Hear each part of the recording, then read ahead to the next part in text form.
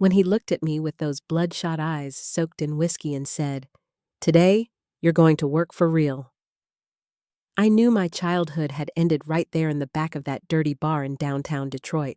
Hello, my dear viewers. This is Grandma Annie, 72 years young, and today I'm sharing a story I've kept locked away for too long.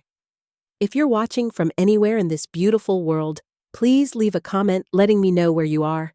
I love knowing I have virtual grandchildren everywhere, and if this story touches your heart, please hit that like button and subscribe. It would mean the world to this old grandma.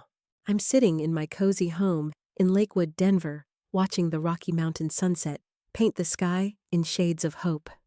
But my story begins in a very different place. The gritty streets of 1960s Detroit, where smokestacks pierced the sky like jagged teeth, and the American dream felt more like a cruel joke. I was born in 1953 to Irene and Arnold Morrison. My mother died when I was 3. Tuberculosis, they said, though. Poor folks rarely got proper diagnoses back then. All I remember of her is the scent of lavender and a lullaby that still visits me in quiet moments. After she passed, it was just me and my father in a cramped tenement in Corktown. Arnold worked as a porter at Eastern Market, hauling bags for well-dressed ladies, who looked through him like he was furniture. He started each day with whiskey to ward off the cold, graduated to lunch drinks for digestion, and by evening he was drowning whatever demons chased him through bottle after bottle. On good days, he'd just stumble home, eat whatever I'd managed to cook on our tiny stove, and pass out snoring. On bad days, and there were many, he'd come home swinging his belt, calling me a burden just like my mother. I learned to read the storm clouds in his eyes, the way his jaw twitched when rage was building. Mrs. Marlene next door would hide me under her bed on the worst nights. "Sheldon," she'd whisper, pressing a piece of bread into my hands. "Education is your only way out. You study hard, you hear, and study I did." School became my sanctuary, warm, bright, and safe. My teachers noticed my hunger for learning. Mrs. Cecilia even gave me a new notebook when mine fell apart. It was the first real gift I'd ever received. For a brief moment, things looked brighter. My father got work as a security guard, we moved to a larger room with our own bathroom, and I even had a little bed. I adopted a stray cat I named Whiskers, my first real friend who loved me without conditions. In secret moments, I'd whisper to him about my dreams of becoming a teacher, of having a house with flowered curtains and a garden. But Detroit's harsh winter of 1964 shattered those dreams. My father lost his job. Drinking on duty, I suspected. We couldn't pay rent, had nothing but flour and shriveled potatoes to eat. Even Whiskers disappeared, probably seeking better fortune elsewhere. Then one night, my father came home different. Not drunk, but with a manic gleam in his eyes that terrified me more than his usual rages. "Pack your things, girl," he said, tossing me a paper bag. "We're moving tomorrow. Got myself a management position over in the North End. Food on the table every day, a real roof over our heads." Something in his smile made my skin crawl. But what choice did an 11-year-old girl have? The next morning, we took a bus deeper into Detroit's industrial district, where factory smokestacks belched gray poison into an already gray sky. The streets grew darker, dirtier, lined with boarded-up warehouses and tired-looking men shuffling to and from work. Women with painted faces stood on corners despite the bitter cold. We stopped in front of a large house painted faded red with a wooden sign reading, "Night Flower Inn." Heavy curtains blocked the windows, but warm light spilled from inside along with the cloying scent of cheap perfume and cigarette smoke. "This is it," my father said, pushing open a creaking iron gate. "Our new home." Standing at that threshold, I felt something deep in my chest tighten. A warning I was too young to understand, but too frightened to ignore. If I'd known what waited beyond that red door, I would have run into the Detroit winter and never looked back. But I was just a scared, hungry child following the only adult who was supposed to protect me into what would become my personal hell. Oh, my dear viewers, how hard it is to relive these memories. Sometimes I have to pause, take a sip of tea, Remind myself I'm safe now in my mountain home. But these stories need telling. There are too many Annies out there who need to know survival is possible. The moment I crossed that threshold, my senses were assaulted. The smell of stale alcohol mixed with heavy perfume made me gag. Dust motes danced in shafts of light filtering through gaps in the curtains. The walls, covered in peeling red wallpaper, bore stains I didn't want to examine too closely. A tall woman with bleached hair and crimson nails approached us. She looked about 40, but was aged beyond her years by hard living. Despite the morning hour, she wore a satin robe over a short nightgown. "Arnold," she purred, kissing my father's cheek while studying me like a butcher evaluating meat. "And this must be the girl you mentioned." Her eyes lingered on my face, then traveled down my thin frame with calculating interest. I shivered, pulling my worn coat tighter. "Bit skinny, isn't she?" Carmen, as I'd learn her name, blew smoke toward the ceiling. "She'll fill out with proper feeding," my father replied, patting my back like I was livestock he was delivering. "Where are our rooms?" Carmen's laugh scraped like nails on glass. "Your room's in the back near the kitchen. As for the girl," she paused meaningfully, "we'll see where she fits best." They led me upstairs to a cramped room with 3 narrow beds. 2 young women slept deeply. One had purple bruises peeking from beneath her sheet. The other faced the wall, her bleached hair spread like dried straw across the pillow. "You'll share with Sonia and Dora," Carmen said. "They sleep days, work nights. Don't make noise." And work nights indeed. I soon learned the Night Flower Inn came alive after sunset, when men arrived seeking pleasures they couldn't find at home. During the day, I scrubbed floors sticky with spilled drinks, washed sheets. I tried not to think too hard about, and cleaned lipstick-stained glasses. The women who lived there, girls really most barely older than teenagers, treated me with distant kindness. Sonia, who couldn't have been more than 19, sometimes slipped me candy or let me read her romance magazines. Others were too lost in their own survival to notice one more broken child. For nearly a year, I remained just the cleaning girl. I prayed every night that it would stay that way, but deep down, I knew I was only delaying the inevitable.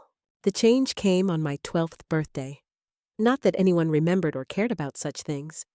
I was in the kitchen peeling potatoes when my father entered with Carmen. "Time she started earning her keep," he said, lighting a cigarette with shaking hands. "Margarita left last week, and we got clients asking for younger options." Carmen studied me appraisingly. "She's still just a child, Arnold, barely developed.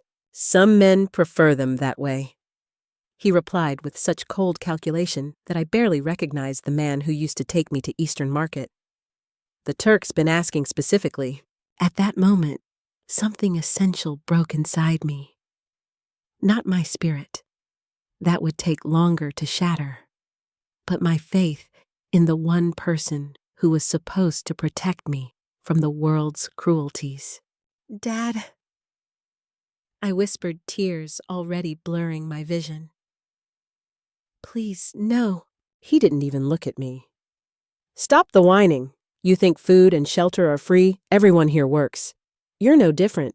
I tried to run, but where could I go? The Detroit streets were dangerous for a grown woman, let alone a 12-year-old girl with nowhere to turn." That night, after a brutal bath where Carmen scrubbed my skin raw and washed my hair with overwhelmingly perfumed shampoo, they dressed me in a thin, white nightgown. "The Turk likes this innocent look," Carmen explained, applying light makeup to my lips with the casual efficiency of someone preparing a product for sale. "Don't fight it. Just makes everything worse. It ends eventually." The Turk wasn't Turkish at all, but a fat man of about 50 who owned a shoe factory in the North End. What happened in that room is something I couldn't put into words for years afterward. The pain, the humiliation, the paralyzing terror. I closed my eyes and transported myself to a beach I'd seen in a school book. White sand, blue water, freedom. When it was over, he patted my head like I was an obedient pet and left money on the dresser. "Good girl," he said, adjusting his clothes. "I'll be back next week." I could barely drag myself back to the room I shared with Sonia and Dora. When Sonia saw my condition, bleeding, trembling, barely able to walk, something flickered in her eyes. Recognition. She'd been where I was. "Come here, sweetheart," she said gently, making space beside her on the bed. With a cloth soaked in warm water, she cleaned my wounds, then gave me a small white pill. "For the pain. Tomorrow will be different." But tomorrow wasn't different. Neither was the next day or the week after. The Turk returned as promised, bringing friends. Then came other men, merchants, factory workers, truck drivers, even police officers. My father collected the money with satisfaction, occasionally buying me a new dress to attract better clients. The months blurred into years. Detroit changed outside. Civil rights marches, Vietnam protests, urban renewal projects that mostly renewed nothing. Inside the Nightflower Inn, time stood still in the worst possible way. By 15, I was no longer the house novelty. Younger girls had arrived brought by desperate circumstances or predatory men. I had certain regular clients, now men who specifically requested me. Carmen even let me keep some tips hidden from my father, a small mercy in an ocean of cruelty. It was during this time that I met Jeremy. He worked delivering supplies to the brothel, cases of beer bottles of whiskey cigarettes. He was 18 with gentle eyes that looked at me differently than other men. Not with lust or calculation, but with something I'd almost forgotten existed: respect. We began talking during his deliveries. I learned he studied at night after work, dreaming of becoming a teacher. When I mentioned my old dreams of education, he started bringing me books hidden among the bottles.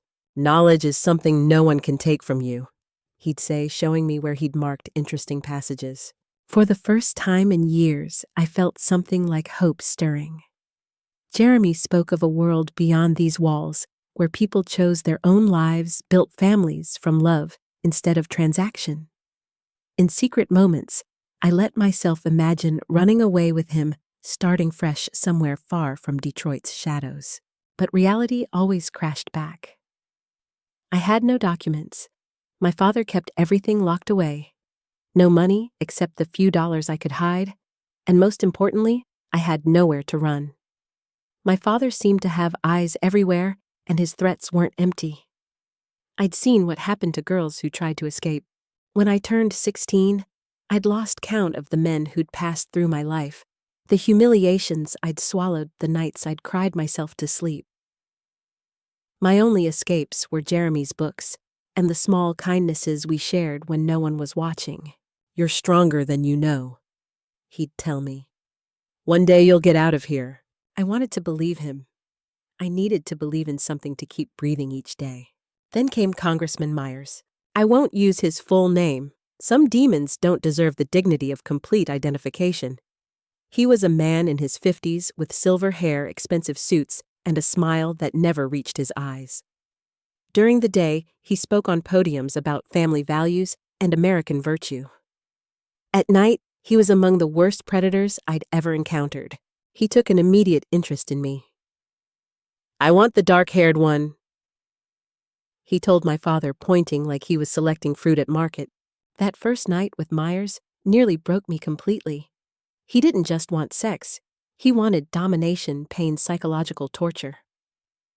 When I returned to the brothel the next morning, even Carmen's usually cold expression showed shock at my condition. I had to stay off work for nearly a week to heal. I hoped it was over. But Myers had enjoyed our sessions so much, he made my father offer exclusive access to me twice a week for a monthly payment that made my father's eyes shine with greed. "It's your ticket to the big time," he told me, as if he were offering a legitimate career opportunity. An influential man like that, who knows where it might lead? For almost 2 years, I was Congressman Myers' private property.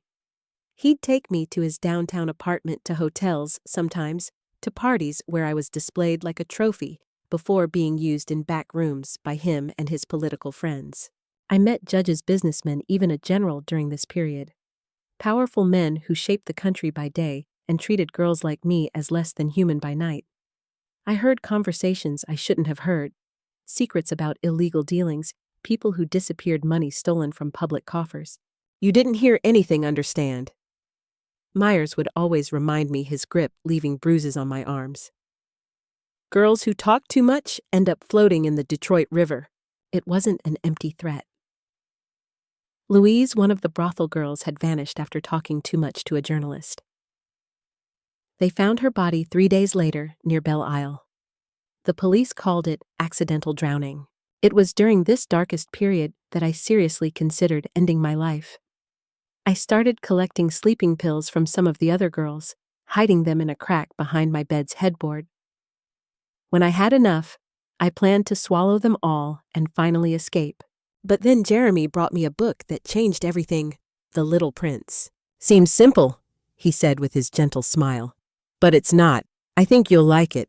I read it in stolen moments, and something in that innocent story touched what remained of my humanity.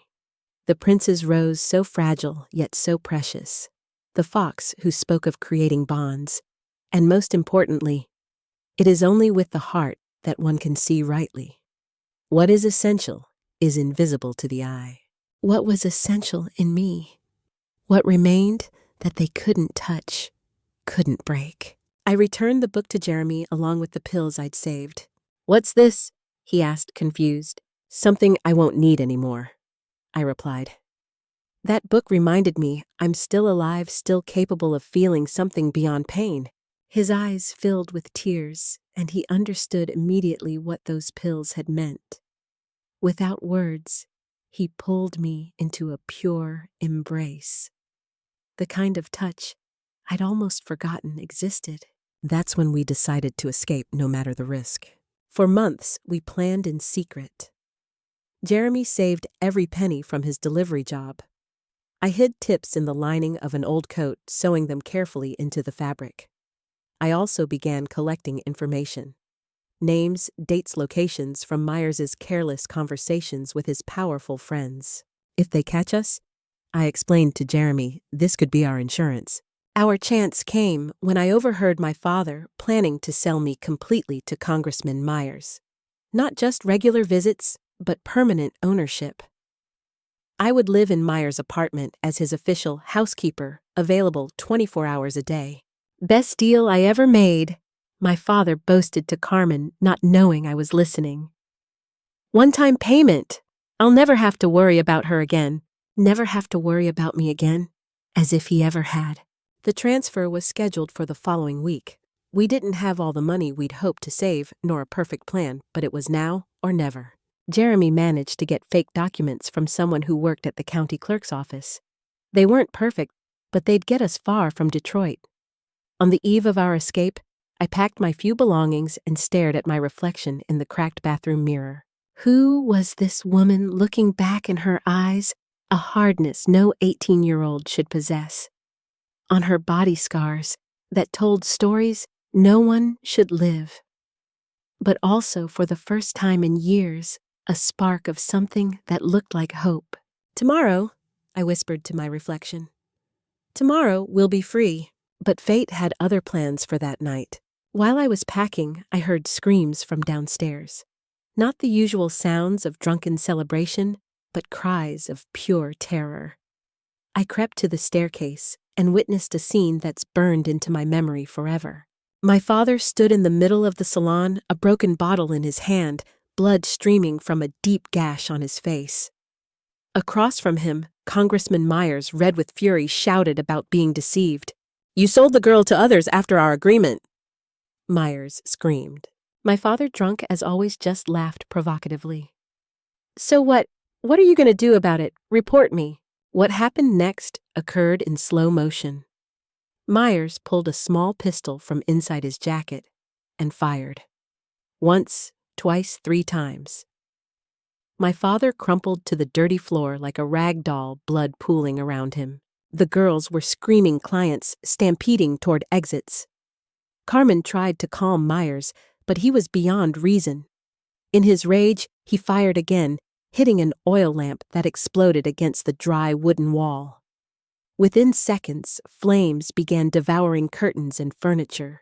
From my perch on the stairs, I watched Myers look up and see me. Our eyes met, and in his gaze was a clear promise I was next. He began climbing the steps, gun in hand, while behind him fire consumed everything. I ran back to my room, grabbed the coat with our hidden money, and in desperate terror smashed the window with a chair. The second floor wasn't impossibly high. Below was the roof of an attached storage shed. Without hesitation, I leaped. The fall was painful. I felt my ankle twist, but fear numbed the pain. I slid down the roof and dropped into the side alley where Jeremy was waiting. Earlier than planned, thank God. "Annie, what happened?" "My father's dead. Myers went crazy. The house is burning. We have to run." He didn't question, just helped me to my feet. And together, we fled into the Detroit night, while behind us the Night Flower Inn became a blazing hell, taking with it secrets that would never be fully known. Limping, supported by Jeremy, I looked back once. The sky glowed orange with reflected flames, and I could hear distant sirens approaching. I didn't know who had escaped, who was trapped in the inferno. That night, I lost everything I'd known. The roof where I'd lived, the father, who'd never really been a father. The miserable but predictable existence I'd endured. But I also gained something precious: freedom. A freedom born from blood and ashes, but freedom nonetheless. We found refuge in a boarding house in Rivertown, where an elderly woman named Mrs. Judith rented us a tiny room without asking too many questions. "You two look too frightened for people just looking for shelter," she observed, noting my inappropriate clothes and the dried blood on my arms from the broken window. "What are you running from?" "Everything," I replied with startling honesty. She just nodded, someone who'd seen enough of life to be shocked by nothing. The newspapers the next day reported the fire at the house of ill repute in the North End. 7 dead, including my father, and 2 girls who couldn't escape. Congressman Myers' name appeared nowhere, just a mention of a client being sought for questioning. Power was already protecting its own. Jeremy found work at a nearby furniture factory. The pay was terrible, but it was honest. I couldn't look for employment. I had no legitimate documents, and the fear of being recognized by former clients paralyzed me. I spent days locked in our tiny room, staring through a small window at an inner courtyard, like a bird that still doesn't believe the cage door's open. Nightmares haunted my sleep. I'd wake screaming, drenched in cold sweat, reliving years of horror. Jeremy would hold me silently until the trembling stopped, never demanding more than I could give. A month after our escape, I saw in Jeremy's newspaper that Congressman Myers had been cleared of any involvement in the brothel fire. Witnesses could not confirm his presence at the scene, read the small article buried in a corner page. The rage I felt was different from anything I'd experienced. Not powerless fear, but something burning that demanded action. "He can't just get away with it," I told Jeremy, crumpling the newspaper. "He killed people. He was going to kill me. What can we do? He's powerful, has connections. We're nobody." "Not nobody," I replied, an idea forming. "I'm a witness, and I have information he wouldn't want public. During my years as Myers' property, I'd heard things. Names, dates, locations, illegal business dealings, bribes, influence peddling, even his involvement in the death of an investigative journalist, officially recorded as a car accident. You're thinking of reporting him to who? The police work for people like him?" Jeremy was right. The police weren't trustworthy. Many had been clients themselves. Judges, also on powerful payrolls. The press controlled or intimidated. Then, leafing through the same newspaper days later, I found a small article about an organization called Mothers of Capitol Square. Women who gathered silently at the state capitol to protest for their missing children, victims of political persecution or police brutality. "That's it," I told Jeremy. "I'll find these women. They have nothing to lose like me." Despite his concerns about the risks, I was determined. Using a scarf to cover my face, I went to Capitol Square on Sunday when I knew they'd be there. I observed from a distance, trying to identify the group's leader. Finally, I approached an older woman with gray hair and dignified bearing who held a photo of a young woman who looked very much like her. I need to talk about people who also disappeared, I whispered. People no one looks for because they weren't considered important. She looked at me with eyes that knew suffering intimately. Come with me, she said simply. Her name was Mrs. Helen, and she'd lost her university student daughter Beth 3 years earlier. They took her from campus in broad daylight, she told me. I never saw her again. They said she was involved with subversives, but she just wanted a better country. Mrs. Helen took me to her modest downtown apartment, where I met other women from the group Mrs. Margaret, whose doctor's son disappeared after treating an injured activist, and Mrs. Connie, whose journalist husband never returned after publishing an article critical of the establishment. I told them everything. The brothel, the years of abuse, Congressman Myers and his powerful friends, the fire, my escape. I spoke about the girls who died, in the flames and before disappeared and silenced, because they were just prostitutes. I detailed the information I possessed. Conversations about illegal business, missing people, stolen public funds. I expected disgust, perhaps contempt from these middle-class ladies. Instead, I saw understanding and anger that mirrored my own.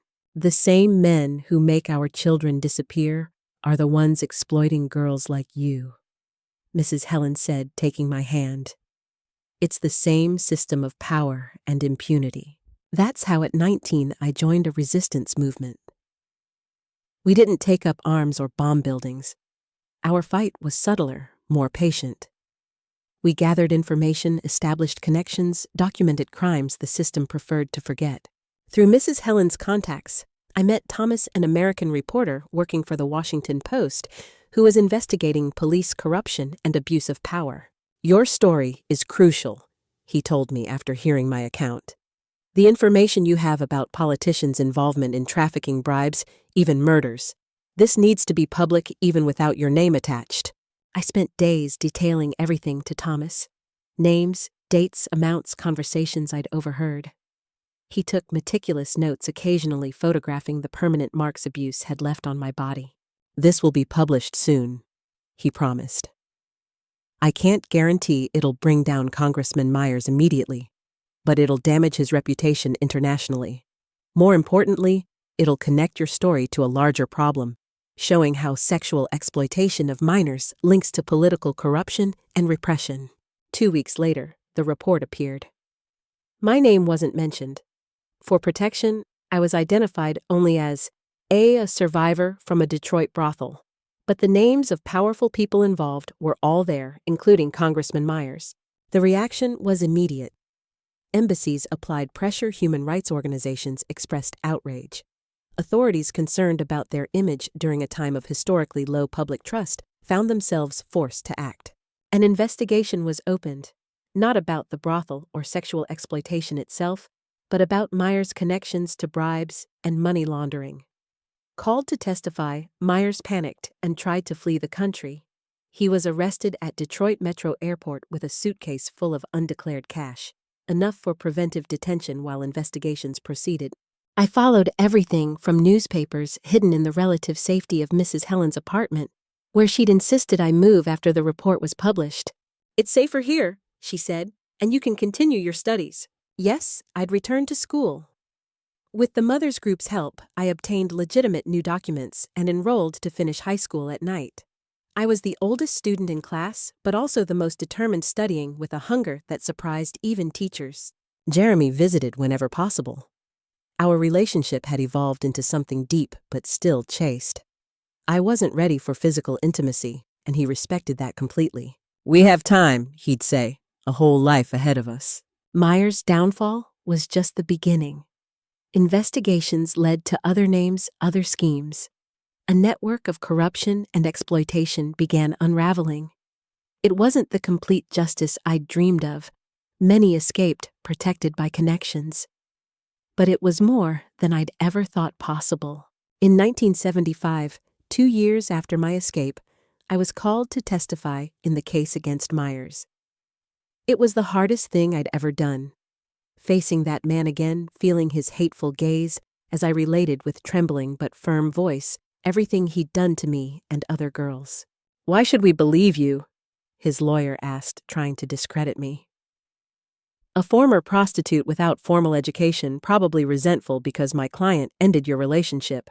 I took a deep breath, looked directly into that expensive suited man's eyes, and replied, "Because I'm telling the truth, and I have scars to prove every word." The trial lasted weeks. Other women testified.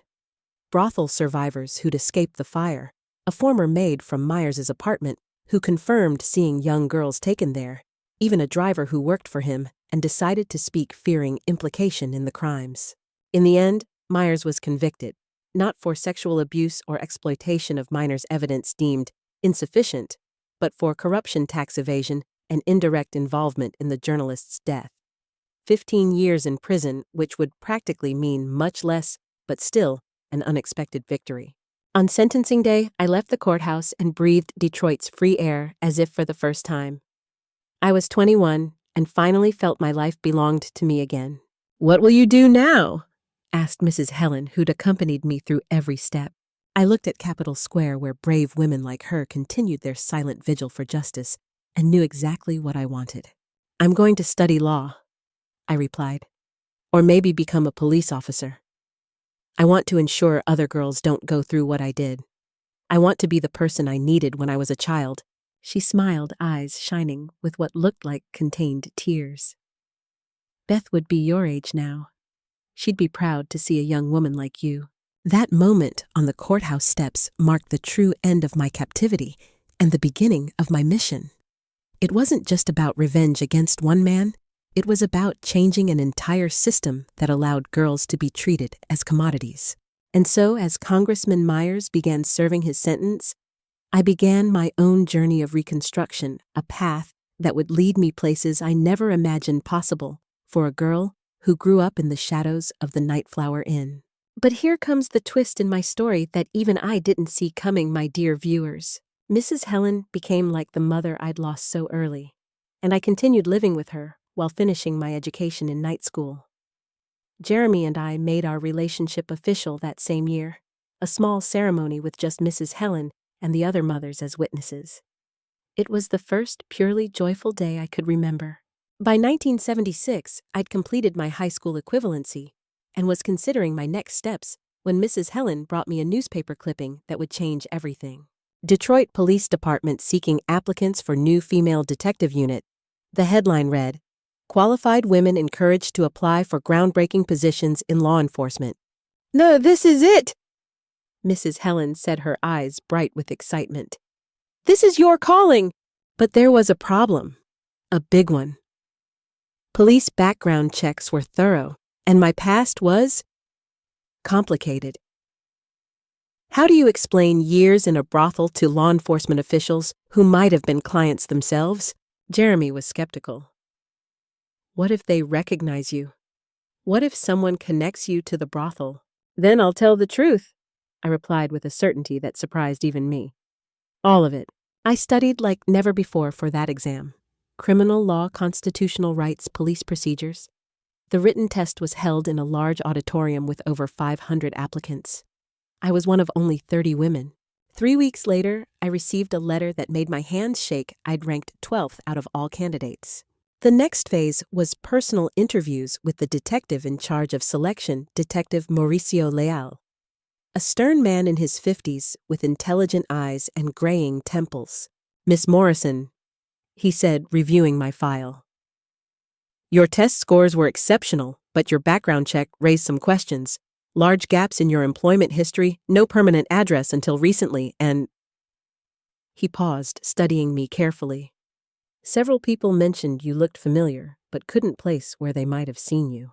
My heart hammered, but I'd prepared for this moment. Detective Leal," I said, meeting his gaze directly. "I lost my parents very young, technically true, and lived in a vulnerable situation for several years. I was exploited by people who should have protected me. But I survived, and I want to use that experience to help other victims." He leaned back in his chair, studying me for what felt like hours. "You're talking about the Nightflower Inn, aren't you?" My blood turned to ice. He knew. Of course he knew. "You don't need to confirm it," he continued quietly. I was one of the officers who investigated that fire. 7 people dead, including 2 young women who never had a chance at a real life. He paused, and something shifted in his expression. I also read Thomas Brennan's articles about political corruption and the exploitation of minors. The survivor identified as A. That was you, wasn't it? I could barely whisper yes. I thought so. Your courage in exposing that network probably saved dozens of other girls. He stood up, walked to the window, then turned back to me. Miss Morrison, your test results were exceptional, and there's something in your determination that reminds me of someone I knew long ago, my sister Maria. She was murdered when she was 19, walking home from her job at a factory. Her killer was never found, never even seriously investigated, because she was just another dead Mexican girl, as the detective put it. He sat back down, leaning forward intently. I became a cop to change that attitude, to make sure every victim matters regardless of their background. But I've been fighting this system from the inside for 20 years, and progress is slow. You've already done more to expose corruption and protect vulnerable people than most officers do in entire careers. I couldn't believe what I was hearing. I'm approving your continuation in the selection process, he said firmly. But I need you to understand what you're walking into. Some of these officers were probably clients at places like the Nightflower Inn. Some will resent a woman in their ranks, especially one with your background. Are you prepared for that, Detective Leal? I replied, feeling a strength I didn't know I possessed. I survived 6 years in hell because I refused to let evil men break me. A few bigoted cops don't scare me anymore. He smiled, the first genuine smile I'd seen from him. Welcome to the Detroit Police Department, Detective Morrison. In August 1977, at 24, I entered the Detroit Police Academy as part of the first class that included women. The training was brutally difficult physically and emotionally. Some male recruits made my life miserable. Crude comments, deliberate sabotage during exercises, isolation during meals. But I'd endured worse, much worse. There were moments of doubt, times when the nightmares from my past merged with the stress of training, leaving me shaking in my narrow dormitory bed. But every time I considered quitting, I thought about the girls still trapped in places like the Nightflower Inn, still waiting for someone to care enough to help them. I graduated 3rd in my class in December 1978, pinning on my detective badge with hands that trembled, not from fear, but from overwhelming pride. That small piece of metal represented more than professional achievement. It symbolized complete personal transformation from the abused girl in the brothel to a woman who now had power to protect other girls. My first assignment was to the Juvenile Protection Unit working cases involving missing children abuse and sexual exploitation. Detective Leal had specifically requested me for his team. You understand these victims in ways textbooks can't teach, he told me. That understanding could save lives, and it did.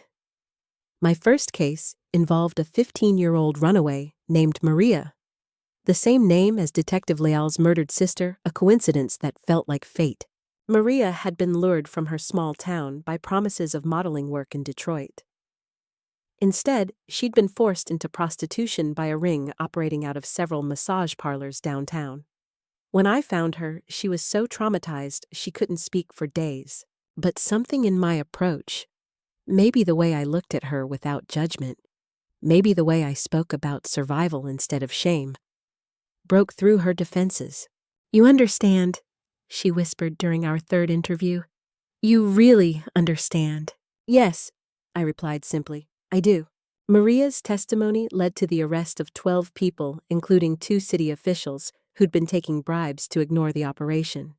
More importantly, we rescued 18 other girls from the same network. Word spread quickly through the department about the new female detective, who had an unusual talent for connecting with victims of sexual crimes. Within months, I was being consulted on cold cases that had stalled for years. But my breakthrough case, the one that established my reputation and nearly cost me everything, came in the spring of 1980. A series of young women had been disappearing from downtown Detroit's entertainment district. 5 girls in 3 months, all between 16 and 20, all from troubled backgrounds that made them easy targets. The investigation had stalled because, frankly, most officers didn't consider missing prostitutes a priority. I volunteered to go undercover. Absolutely not, Detective Leal said immediately. It's too dangerous and too close to your own experience. It could re-traumatize you. That's exactly why I need to do this, I argued. I know how these operations work, how they think, how they select victims. Send in any other officer and they'll spot the deception immediately. After weeks of debate with superiors who questioned both my judgment and my motives, I was finally approved for the undercover operation. The plan was simple pose as a runaway looking for work. Let myself be recruited into whatever organization was taking these girls, then gather evidence from the inside. What we discovered was worse than anyone imagined. The disappearances weren't random. They were part of a sophisticated trafficking network that moved girls from Detroit to cities across the Midwest. The operation was run by a man called Vincent Romano, who owned several legitimate businesses as fronts for his illegal activities. But here's the twist that nearly destroyed everything. Romano had connections. Not just to local criminals, but to some of the same political figures I'd helped expose years earlier, including a judge who'd been mentioned in Congressman Meyer's papers, a man named Judge William Crawford, who'd somehow avoided the earlier investigations. When I reported this connection to Detective Leal, his face went pale. Annie, he said quietly, Judge Crawford is the one who's going to sign our arrest warrants. If he's involved, the implications hit me like a physical blow. If Crawford was connected to Romano, he could sabotage our entire investigation, warn the traffickers, destroy evidence, maybe even arrange for me to disappear like the other girls. We were trapped in the same web of corruption I thought we'd escaped years earlier. But I had an idea. Dangerous, possibly illegal, but potentially our only chance. I'm going to confront Crawford directly, I told Detective Leal. Not as a police officer, but as Annie Morrison, survivor of the Nightflower Inn fire. That's insane. You have no evidence connecting him to Romano specifically. No, I replied, but I have something better. I have his fear. The next evening, I waited outside Judge Crawford's private club downtown. When he emerged, clearly having enjoyed several drinks, I stepped out of the shadows. Judge Crawford, I'm Detective Annie Morrison, Detroit PD, but you might remember me by another name. Survivor A from the Nightflower Inn case. His face went white. In that moment, I knew Detective Leal's suspicions were correct. I don't know what you're talking about, he stammered, but his hands were shaking. Vincent Romano. I said simply, 5 missing girls. A trafficking network that bears remarkable similarities to operations Congressman Myers used to protect. I stepped closer. How deep are you in this, Judge? Are you just taking bribes to look the other way? Or are you actively involved in selecting victims? You have no proof of anything, he said, but there was desperation in his voice. Maybe not yet, I replied. But I survived years of hell by learning to read powerful men like you. You're scared, Judge Crawford, and scared men make mistakes. I was taking an enormous risk. If Crawford was innocent, I could face charges for harassment or intimidation. If he was guilty, but more dangerous than I calculated, I might not live to see morning. But sometimes, when you've lost everything once before you're willing to risk everything again for justice. 2 days later, Judge Crawford recused himself from all cases involving vice crimes, citing potential conflicts of interest. That same week, we learned that someone had tipped off Vincent Romano about our investigation. He'd fled Detroit, but not before destroying most of his records. We did manage to rescue 3 of the missing girls from a safe house Romano had abandoned in his haste to escape. They were alive, traumatized, but alive, and their testimonies helped us understand the scope of the trafficking operation. It wasn't the complete victory I'd hoped for, but it was something. 3 lives saved a dangerous man forced to flee, and a corrupt judge removed from power. More importantly, the case established my reputation as someone who wouldn't be intimidated by powerful men or deterred by institutional corruption. Over the next decade, I built on that reputation, working case after case involving sexual exploitation, child abuse, and trafficking. I was promoted to detective inspector in 1985, then to captain in 1990. one of the first women to reach that rank in Detroit PD. Each promotion came with new challenges, new attempts to undermine my authority, new cases that tested my resolve. But I never forgot where I came from, or why I'd chosen this path. In 1982, Jeremy and I adopted a girl I'd rescued from a trafficking ring. Sarah, who was 14 when we found her, had been sold by her own stepfather to pay gambling debts. She was so damaged by her experiences that she didn't speak for 6 months after coming home with us. But slowly, with patience and love, she began to heal. Watching her graduate from high school, then college, then become a social worker herself was one of the greatest joys of my life. We also had a biological son, Michael, born in 1984. Raising children while working these difficult cases wasn't easy. There were nights I came home too emotionally drained to be the mother they deserved, days when the darkness of my work threatened to overshadow the light in our home. Jeremy was my anchor through it all. He never complained about the long hours, the dangerous assignments, the emotional toll my work took on our family. He understood that this wasn't just a job for me. It was a calling, a mission I couldn't abandon. In 1992, I faced my most challenging case yet, and the one that would bring my story full circle in the most unexpected way. A young officer named Detective Lisa Park brought me information about a new trafficking operation that had emerged in Detroit's North End. The same neighborhood where the Nightflower Inn had once stood. The girls are telling similar stories, she explained. Brought from other cities, promised legitimate work, then forced into prostitution. But there's something else. They all mention an older man who seems to be in charge, someone they call the judge. My blood ran cold. Judge Crawford had supposedly left Detroit after the Romano case. Could he have returned? As we investigated deeper, a more disturbing picture emerged. This wasn't just another trafficking ring. It was a reconstruction of the same network we'd partially dismantled a decade earlier. Same methods, same type of victims, even some of the same locations. But the man running it wasn't Judge Crawford.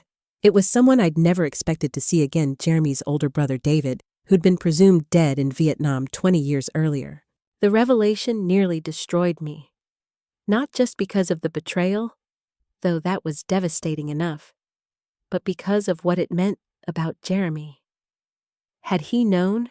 Had he been lying to me for 15 years of marriage? When I confronted Jeremy with the evidence, his reaction told me everything I needed to know. The shock, the horror, the immediate understanding of what this meant for our family, it was all genuine. "I thought he was dead," Jeremy whispered, staring at surveillance photos of his brother. "We got notification from the military in 1971. There was a funeral, a flag, everything. He must have deserted," I said, pieces falling into place. Assumed a new identity, made his way back to Detroit, saw an opportunity in the chaos after the Nightflower Inn fire. What followed was the most difficult investigation of my career. Not just because I was hunting my own brother-in-law, but because I had to do it while protecting my husband and children from the fallout. David Morrison, now calling himself David Mills, had built his operation with the cunning of someone who understood both criminal enterprise and police procedures. He knew how to avoid surveillance, how to intimidate witnesses, how to exploit the gaps in our legal system. But he hadn't counted on facing someone who knew his methods, because she'd lived through them herself. The final confrontation took place in a warehouse in the same North End district where I'd once been imprisoned. David had agreed to meet with someone he thought was a potential buyer for 3 teenage girls he'd recently acquired from Chicago. Instead, he found me waiting in the shadows, surrounded by a full tactical team. "Hello, David," I said, stepping into the light. "Jeremy sends his regards." The look of recognition in his eyes was followed immediately by calculation. Even cornered, he was planning his next move. "Detective Morrison," he said smoothly. "I should have known Jeremy would marry someone resourceful." "You should have stayed dead," I replied. "It would have been easier for everyone." The arrest was clean, the evidence overwhelming. David Morrison was convicted on 17 counts of human trafficking, kidnapping, and sexual exploitation of minors. He received 3 consecutive life sentences, effectively ensuring he'd never see freedom again. But the victory came at a cost. The revelation of David's crimes and his connection to our family put enormous strain on Jeremy. He blamed himself for not seeing the signs, for not somehow preventing his brother's descent into evil. Our marriage went through its darkest period during the months following David's trial. Jeremy withdrew, consumed by guilt and shame over his family connection to the crimes I'd spent my career fighting. It was Sarah, our adopted daughter, who helped us find our way back to each other. "Dad," she said one evening when Jeremy was particularly despondent, "you didn't choose your brother, but you chose Mom, and you chose me, and you chose to build a family based on love instead of hurt. That's what matters." From the mouths of babes, or in this case, a 24-year-old social worker who'd survived her own trauma and understood the importance of chosen family over blood relations. By 1995, I'd reached the rank of captain and was overseeing the entire sex crimes unit for Detroit PD. I'd personally worked on over 200 cases involving sexual exploitation, had trained dozens of officers in victim-sensitive investigation techniques, and had helped establish protocols that were being adopted by police departments nationwide. But I was also 52 years old, and the weight of 3 decades spent fighting darkness was taking its toll. The nightmares never completely stopped. Certain cases, particularly those involving very young victims, could still trigger flashbacks to my own experiences. I'd developed what would now be recognized as PTSD, though we didn't have that terminology or understanding back then. Jeremy suggested I consider retirement, but I wasn't ready. There was still too much work to be done, too many girls who needed someone to fight for them. My perspective changed in 1998 when I was diagnosed with early-stage breast cancer. Suddenly, the urgency of my mission took on new meaning. I didn't know how much time I had left, and I wanted to ensure the work would continue without me. I spent my recovery period writing training manuals, developing protocols, and mentoring the next generation of officers who would carry on this fight. Detective Lisa Park, who'd helped me uncover David Morrison's network, was particularly promising. "You've taught me that being a victim doesn't disqualify you from seeking justice," she told me. "Sometimes it's the very thing that qualifies you." I beat the cancer. Caught early, treated aggressively, and with a support system that sustained me through the darkest moments. But the experience reinforced my growing conviction that it was time to step back from active duty. In December 2000, I retired from the Detroit Police Department after 23 years of service. The ceremony was held at police headquarters with colleagues' family and some of the survivors I'd helped over the years in attendance. Commissioner Hayes, who'd known me since my academy days, gave a speech that still brings tears to my eyes. Captain Morrison didn't just serve this community. She transformed it. She changed how we investigate sex crimes, how we treat victims, how we understand the connection between personal trauma and professional calling. She proved that our scars don't define us, but they can guide us toward our purpose. But perhaps the most meaningful moment came when Maria, the first girl I'd rescued as a young detective, approached me after the ceremony. She was 37 now, married with children of her own, working as a counselor for trafficking survivors. "Thank you," she said simply, "for seeing me as more than what had been done to me." Retirement didn't mean inactivity. Jeremy and I moved to Colorado, partly for my health, partly for a fresh start, but mostly because we were ready for beauty instead of urban decay. I continued working as a consultant training officers in other cities, speaking at conferences about trauma-informed policing, and writing articles about the intersection of personal experience and professional expertise. I also finally began writing my memoir. Not the one you're hearing today, but a detailed account of my police career that was published in 2005. From victim to victor, one woman's fight for justice became required reading in several police academies and social work programs. In 2010, I received news that brought both closure and pain. Congressman Myers had died in prison. He'd served 18 years of his 15-year sentence. Good behavior had reduced his time, but not by much. He died of a heart attack alone, forgotten by the political establishment that had once protected him. I felt empty. Not joy, not satisfaction, just a strange hollowness. This man who had dominated so much of my life who had represented everything I'd fought against, was simply gone. The world continued turning, as if he'd never existed. It made me realize that revenge had never been my true motivation. Justice, protection of the innocent, transformation of systems, those had been my real goals. Meyer's death changed nothing for the girls still being exploited, still waiting for someone to care enough to help them. Which brings me to today, my dear viewers, sitting in my comfortable home in Colorado, sharing this story with virtual grandchildren I'll never meet but somehow love already. I'm 72 years old now. Jeremy and I have been married for 47 years, longer than many people live entire lives. Our son, Michael, is a pediatric surgeon following his own calling to heal the wounded. Our daughter, Sarah, runs a nonprofit organization that provides services to trafficking survivors. We have 5 grandchildren who know pieces of my story, age-appropriate versions that emphasize resilience and hope rather than the darkest details. They know Grandma Annie used to be a police officer who helped people that she survived difficult times and used those experiences to make the world better. The full story. The one you're hearing today, I've never told publicly before. But as I watch the news, see the continued exploitation of vulnerable people, understand that the fight is far from over, I realize these experiences need to be shared. Not for sympathy. I don't need that anymore. Not for shock value. There's enough sensationalism in the world already. But for hope. For the Annies who are still trapped, still suffering, still believing they have no value beyond what others take from them. You do have value. You are more than what has been done to you. Survival is possible, and so is transformation. The scars never completely fade.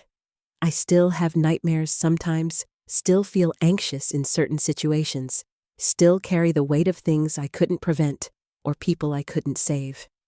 But I've learned that our wounds can become our greatest strengths, that our pain can be transformed into purpose. From the ashes of the Nightflower Inn rose a woman who refused to let evil have the final word. From years of exploitation came decades of protection for others. From trauma came a calling that gave meaning to suffering. That's not to romanticize what happened. The abuse was real, the damage was real, the injustice was real. But so was the healing, so was the growth, so was the impact on hundreds of other lives. If you're watching this and seeing yourself in my story, please know your story doesn't end with what has been done to you. It begins with what you choose to do next. And if you're watching this as someone who has never experienced such trauma, please understand, we are all connected. The systems that allow exploitation to flourish affect all of us. The courage to speak out, to demand justice, to support survivors, that's everyone's responsibility. Thank you for staying with me through this long journey, my dear viewers. Thank you for listening, for caring, for being part of the virtual family that gives this old grandma's heart such joy. If this story has touched you, please share it. Not because I need the views, though they do help this channel reach more people, but because somewhere out there is a girl who needs to know that survival is possible, that transformation is real, that the people who hurt her don't get to write the ending of her story. She does. From my heart to yours, never give up hope. The darkest night does end, and dawn always comes. This is Grandma Annie signing off with love, hope, and unshakable faith in the human spirit's capacity to overcome even the worst circumstances. Remember to like and subscribe if this story meant something to you. And please leave a comment letting me know where you're watching from. In a world that can feel so dark, sometimes it brings me incredible joy to know there are kind hearts listening from all corners of our beautiful planet. Until next time, take care of yourselves and each other.